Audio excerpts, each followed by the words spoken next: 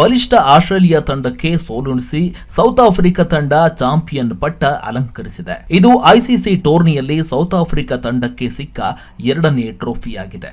ಇದಕ್ಕೂ ಮುನ್ನ 1998ರಲ್ಲಿ south Africa ತಂಡ ಚಾಂಪಿಯನ್ ಟ್ರೋಫಿಯನ್ನ ಗೆದ್ದುಕೊಂಡಿತ್ತು.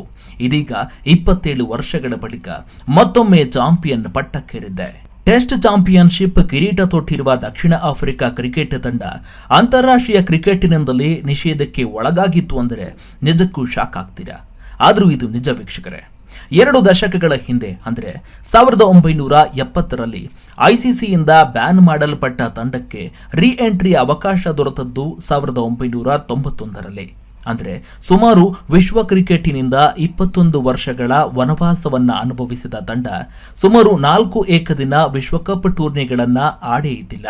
ನಮ್ಮ ವಿಜಯವಾಹಿನಿ ನ್ಯೂಸ್ ಚಾನೆಲ್ನಲ್ಲಿ ಪ್ರಮೋಷನ್, ಜಾಹೀರಾತು, ಅಡ್ವರ್ಟೈಸ್ಮೆಂಟ್ ನೀಡಲು ಸಂಪರ್ಕಿಸಿ 9535808456.